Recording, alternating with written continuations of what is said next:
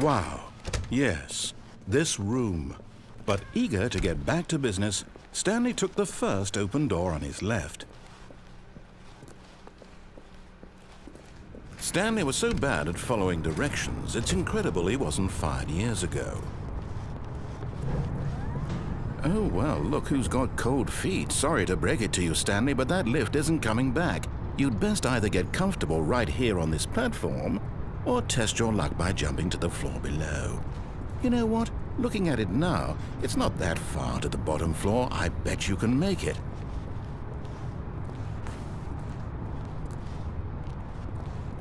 Come on. I'm sure you'll survive the jump. Don't tell me you're scared. That's not the Stanley I know. Do it! Do it! Do it! Do it! Do it! Do it! Do it!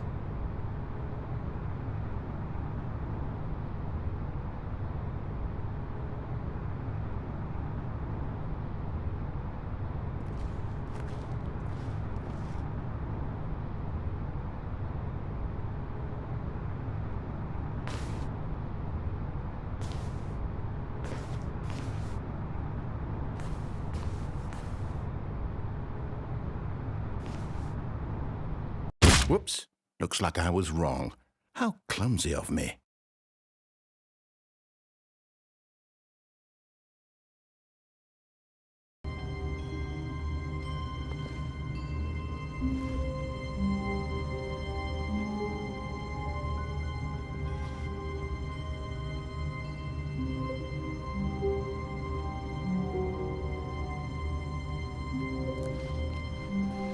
All of his co-workers were gone. What could it mean? Stanley decided to go to the meeting room. Perhaps he had simply missed a memo. No matter how hard Stanley looked, he couldn't find a trace of his co-workers.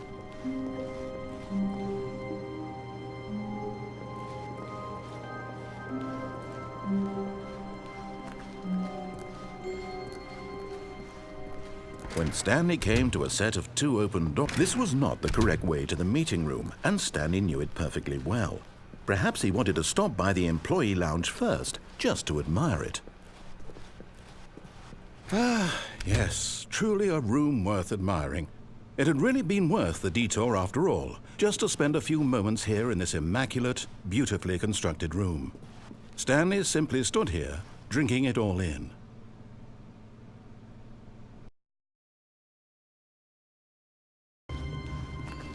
All of his co-workers were gone. What could it mean? Stanley decided to go to the meeting room. Perhaps he had simply missed a memo.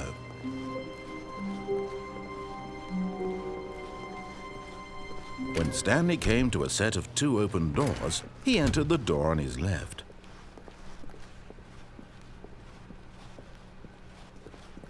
Yet there was not a single person here either.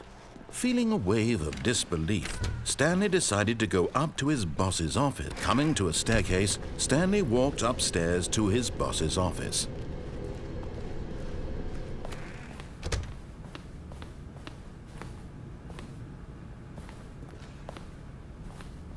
Stepping into his manager...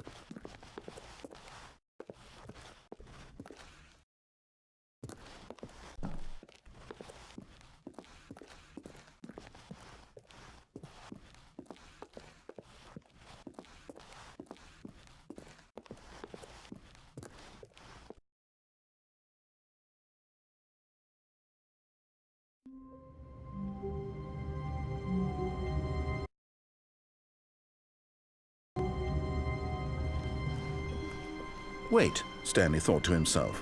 Am I sure that the orders stopped coming in? How is that possible? They never stopped. Surely I was mistaken.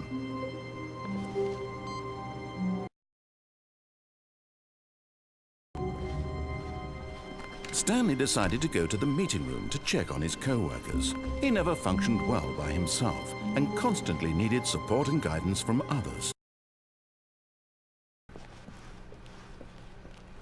Yet there was not a single person here either. Feeling a wave of disbelief, Stanley decided to go up to his boss's office. Coming to a staircase, Stanley walked upstairs to his boss's office.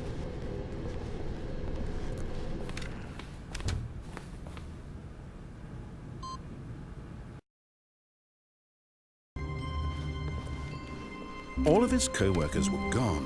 What could it mean? Stanley decided to go to the meeting room. Perhaps he had simply missed a memo. No matter how hard Stanley looked, he couldn't find a trace of his co-workers.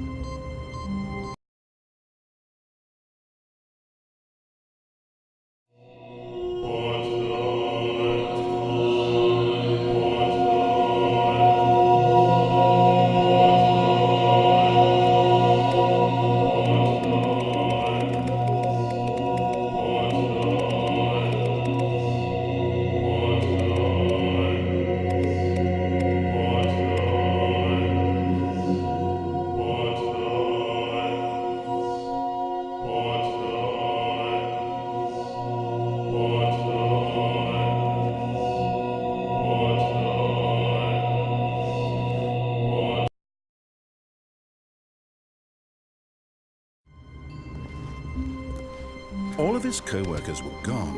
What could it mean? Stanley decided to go to the meeting room. Perhaps he had simply missed a memo. No matter how hard Stanley looked, he couldn't find a trace of his co-workers.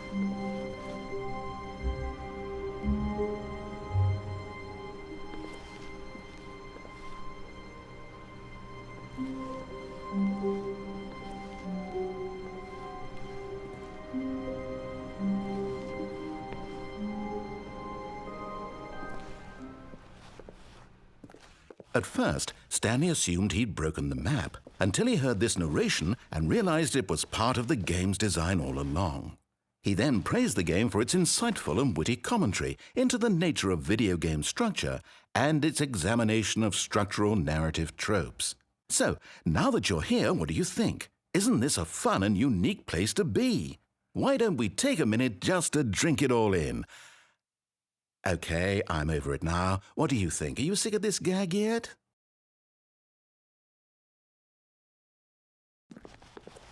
Well, I don't know how to say this politely, but you could literally just hit escape and restart the game any old time you want, like right now.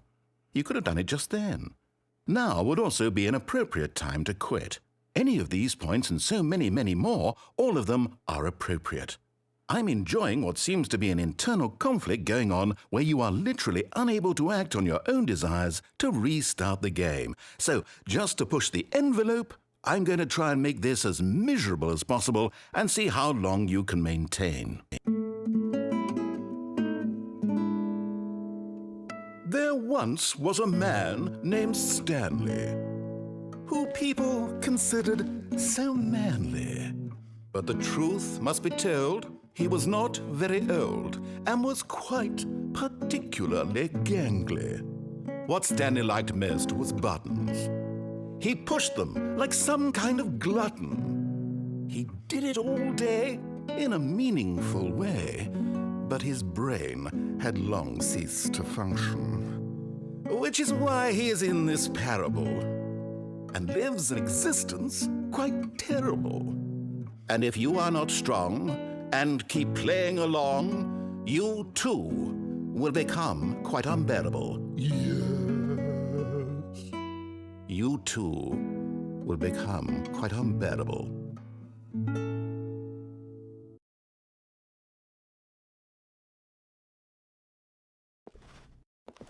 Ah, then in that case we'll continue.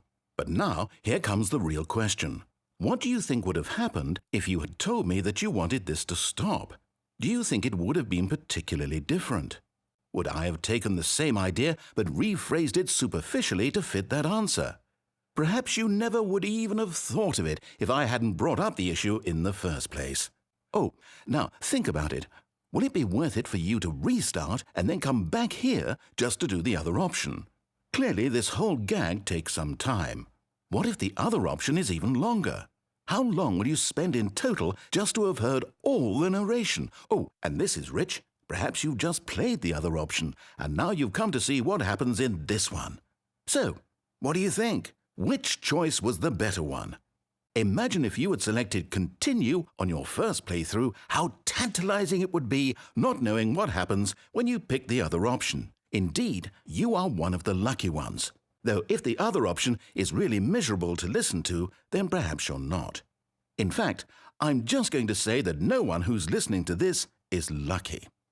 Well now, I've built up the other option so much that I'm going to stop talking and leave you to your decision whether to come back here, continue with the game, or just sit in this spot forever and ever. Cheers.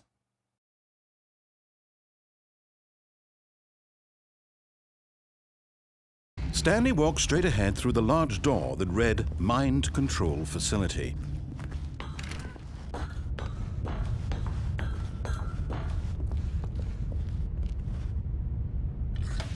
The lights rose on an enormous room packed with television screens.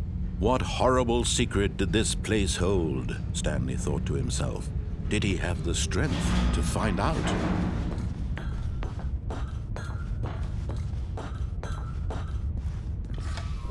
Now the monitors jumped to life, their true nature revealed.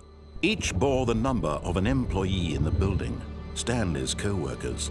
The lives of so many individuals reduced to images on a screen, and Stanley, one of them, eternally monitored in this place where freedom meant nothing.